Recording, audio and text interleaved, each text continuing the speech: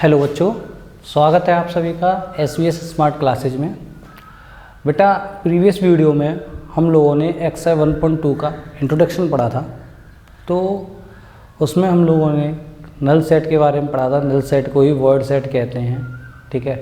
उसी को हम एम्प्टी सेट कहते हैं, उसको हिंदी में हम लोग बेटा रिक्त समुच्चय कहते हैं।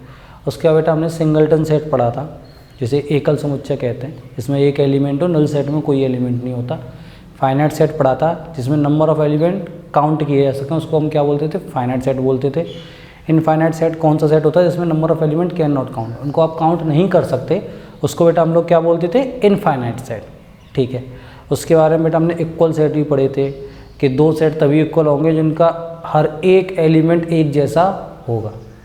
आज हम बात करेंगे बेटा एक्सरसाइज 1.2 NCERT सॉल्यूशन की। तो थोड़ा सा बेटा अगर आप लोगों को अच्छे से समझना, तो देखिए मैथमेटिक्स में क्या है, आपको क्वेश्चन करना नहीं, आप लोगों को कॉन्सेप्ट आना चाहिए, ठीक है। आप क्वेश्चन को करने के तरीके को सीखिए कि उसको करते कैसे हैं। और उसके लिए सबसे इम्पोर्टेंट चीज़ क्या है? एक्सरसाइज से पहले इंट्रो पढ़ना, उस एक्सरसाइज के अंदर है क्या, उन चीज़ों को हम कैसे सॉल्व करते हैं, उसको पढ़ना बहुत ज़रूरी होता है। इसी वजह से मैं आप लोगों को इंट्रो में एग्जाम्पल्स भी साथ ही साथ कराता हूँ, जिससे कि आप लोगों को बेटर चीज़ें समझ में आए। तो हर एक इंट्रोडक्शन को देखिएगा और कोशिश करिएगा ज़्यादा से ज़्यादा एक्सरसाइज को अपने आप लगाने की। तो चलिए शुरू करते हैं एक्सरसाइज 1.2 का सॉल्यूशन। तो क्वेश्चन नंबर फर्स्ट जो है उसमें आपसे पूछा गया है which of the following sets are null. तो इनमें से कौन से सेट नल हैं, एम्प्टी हैं, वॉइड हैं, या आप बोल सकते हो कि रिक्त समुच्चय इनमें से कौन से हैं, यूपी बोर्ड वाले बच्चे, ठीक है। तो क्या होता है नल सेट, क्या होता है एम्प्टी सेट? जैसा नाम से ही पता है, जो सेट एम्प्टी हो, a set which does not contains any element, एक ऐसा सेट जिसके अंदर कोई भी एलिमेंट ही ना हो, उसको हम क्या बोलेंगे? नल सेट बोलेंगे। तो चलिए शुरू करते हैं क्वेश्चन नंबर फर्स्ट से। तो बेटा क्वेश्चन नंबर फर्स्ट की बात करते हैं। आप लोगों को बताना है कि ये जो सेट दे रखे हैं आपको, 4 सेट हैं, और आपको ये बताना है कि ये जो है नल सेट है कि नहीं, या एम्प्टी सेट है कि नहीं। तो सबसे पहले बेटा पढ़ते हैं हम set of odd natural number. तो ऑड नेचुरल नंबर कौन से होते हैं?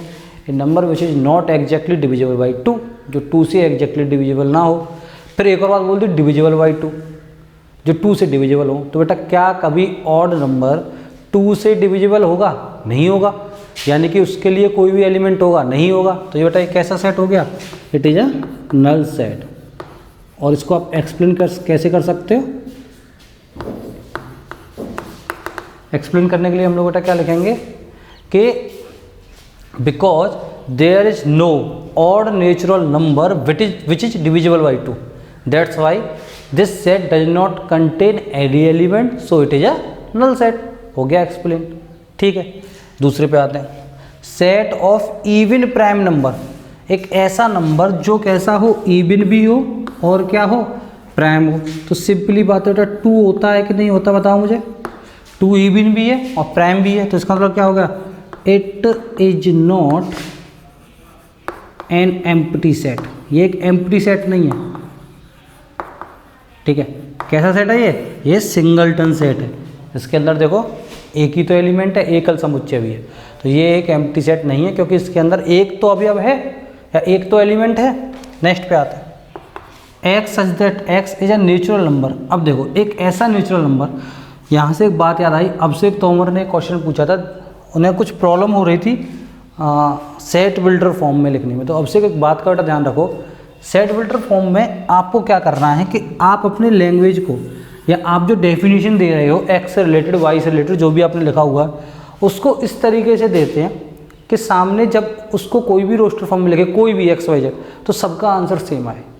इस बात पे आपको फोकस करना है सेट बिल्डर फॉर्म को लिखने से पहले, ठीक है। अगर फिर भी आपको दिक्कत आती है तो आप मुझसे कांटेक्ट करें, मैं आपको समझा दूंगा इस चीज़ को। तो x is a natural number, x is less than 5 and greater than 7। एक ऐसा नेचुरल नंबर होता है जो 5 से तो कम हो और 7 से ज़्यादा हो। ऐसा कोई नंबर हो सकता है? नहीं होगा। तो ये भी बेटा कैसा हो गया? It is also a empty set. Explain भी करना तो कैसे? There is no natural number which is less than 5 and greater than 7। Last पे आते हैं, y such that y is a common point on 2 parallel lines. अभी parallel lines बेटा आप लोग क्या पढ़ते आ रहे हो? दो लाइन जिनके बीच की डिस्टेंस हमेशा सेम रहे, या जो कभी एक दूसरे को क्या ना करें, इंटरसेक्ट ना करें। जब वो एक दूसरे को इंटरसेक्ट ही नहीं कर रहे हैं तो उनका कॉमन पॉइंट कोई हो सकता है, नहीं होगा। तो ये भी बेटा आपका कैसा हो गया, null set, because two parallel line never intersect each other. I hope आप लोगों को समझ में आया होगा।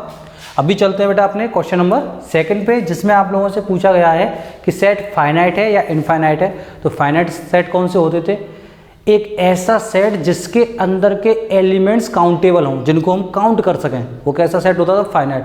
और जिनको हम काउंट नहीं कर सकते वो कैसा होता था, इनफाइनाइट। तो चलिए बढ़ते हैं क्वेश्चन नंबर 2 पर। तो देखिए बेटा क्वेश्चन नंबर 2, सबसे पहला क्या है, the set of month of a year, साल के महीनों के नाम। कितने महीने होते हैं साल में, 12, सबको पता है।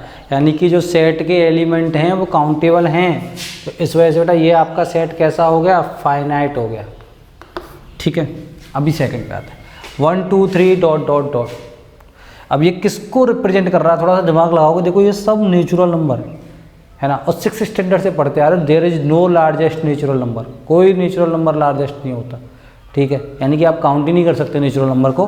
तो इस वजह से बेटा ये क्या हो गया आपका, इनफाइनाइट हो गया। अब यहाँ पे आ जाओ, 1 2 3 डॉट डॉट 9900। अब इसने ना क्या किया, इसको लिमिटेड कर दिया कि 1 से लेके कहाँ तक है, 100 तक है। नेचुरल नंबर 1 से लेके कहाँ तक है, 100 तक। यानी कितने नेचुरल नंबर हो गए, 100। तो बेटा ये भी आपके लिए काउंटेबल हो गया, तो ये भी आपका बेटा फाइनाइट सेट हो गया। नेक्स्ट पे आओ, the set of positive integers greater than 100।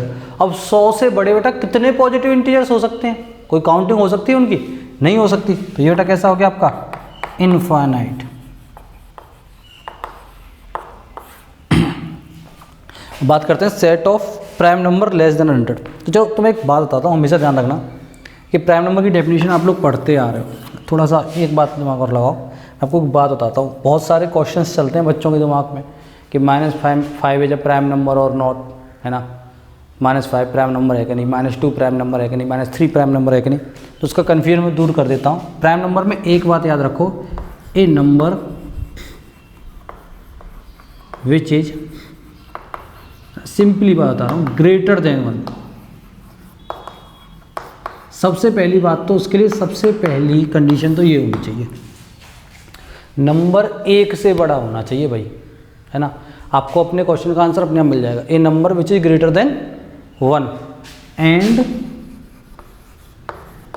Exactly divisible by 1, और 1 से तो वैसे ही बेटा सारे नंबर डिविजिबल होते हैं, लेकिन फिर मैं लिख देता हूँ इटसेल्फ, जो नंबर अपने आप से और 1 से ही डिविजिबल हो वही प्राइम नंबर होते हैं। लेकिन उसके लिए एक कंडीशन और, वो 1 से बड़ा होना चाहिए।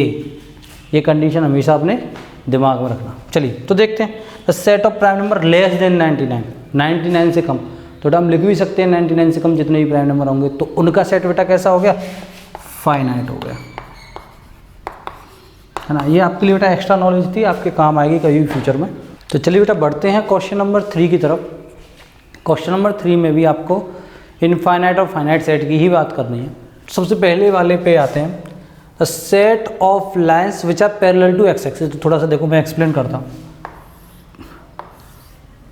ठीक है जी।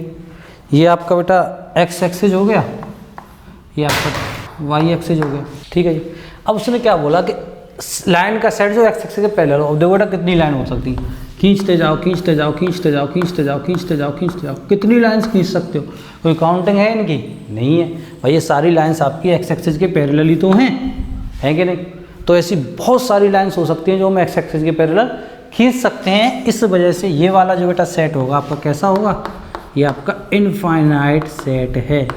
एक्सप्लेन करना चाहो तो there are uncountable lines which can be draw parallel to X axis, ठीक है। चलिए सेकंड पे बेटा हम लोग बढ़ते हैं। सेकंड पे क्या है, a set of English alphabet.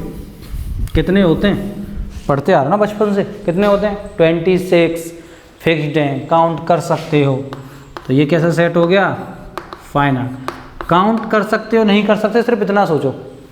Next, the set of number which are multiples of 5। अब 5 के मल्टीपल्स क्या होते हैं, 5 10 15 20, और वो चलते ही जाएंगे चलते ही जाएंगे चलते ही जाएंगे, कभी भी ख़त्म नहीं होने वाले। तो इसका मतलब क्या हो गया, अनकाउंटेबल हो गए। तो इस वजह से बेटा ये वाला सेट आपका कैसा हो गया, इनफाइनाइट। देखिए ये बड़ा ही अच्छा क्वेश्चन है। A set of animals living on earth. अब कभी कभी बहुत सारे बच्चों को ऐसा लगता है कि ऐसे तो बहुत सारे एनिमल्स होंगे जो अर्थ पे रहते हैं, तो ये तो इनफाइनाइट सेट होना चाहिए, लेकिन ऐसा नहीं है। देखो कितने भी एनिमल्स हों, क्या वो काउंट नहीं हो सकते? हो सकते हैं ना। इतना हो सकता है कि उनकी जो वैल्यू है या उनकी जो उनका नंबर्स है एनिमल्स का बहुत ज़्यादा हो, लेकिन वो काउंटेबल तो हैं, काउंटेबल हैं। इसी वजह से इस सेट, क्योंकि इस सेट के एलिमेंट्स कैसे हैं? काउंटेबल हैं, तो ये कैसा हो गया आपका? फाइनाइट सेट हो गया। कंफ्यूज मत होना इसमें कभी भी, ठीक है। Next, the set of circle passing through origin. इस पासिंग थ्रू का भी थोड़ा सा समझ लो, काम आएगा आगे भी। ओरिजिन ये होता है आपका 0,0। अब ऐसे सर्कल के सेट बोल रहा है वो जो इस ओरिजिन से होकर के जा रहे हैं। अब आप खुद देखो बेटा, आप ऐसे कितने सर्कल्स बना सकते हो, बनाते जाओ, रेडियस ही तो बढ़ानी है। और इधर भी बन सकते हैं, ओरिजिन से होकर तो हमें भेजने हैं। देखो तो ऐसे बेटा हम कैसे सर्कल इनफाइनाइट सर्कल बना सकते हैं। इस वजह से ये वाला बेटा आपका सेट क्या हो गया? इनफाइनाइट। ठीक है जी, चलो बढ़ते हैं अपने नेक्स्ट क्वेश्चन पे। तो बेटा नेक्स्ट क्वेश्चन है आपका, जिसमें कि आप लोगों को बताना क्या है कि जो ए और बी आपके जो सेट हैं वो इक्वल हैं कि नहीं, ये आपको नेक्स्ट में बताना है। अब थोड़ा सा इसको बेटा समझ लो। दो सेट इक्वल कब होते हैं? क्या पढ़ा था कि दो सेट इक्वल तब होंगे जब उनका हर एक एलिमेंट सेम होगा। ठीक है, हर एक एलिमेंट मिलना चाहिए दोनों सेटों में। चलो शुरू करते हैं मिलाना। इसमें क्या है? ए, इसमें भी है भाई ए, है ना। सीक्वेंस का बेटा कोई इफेक्ट नहीं पड़ रहा। इसमें क्या है? बी, इसमें भी मिल गया बी, इसमें बी है सी, इसमें बी है सी, इसमें भी है डी और इसमें भी है डी। दोनों सेटों के सारे एलिमेंट्स एक जैसे हैं।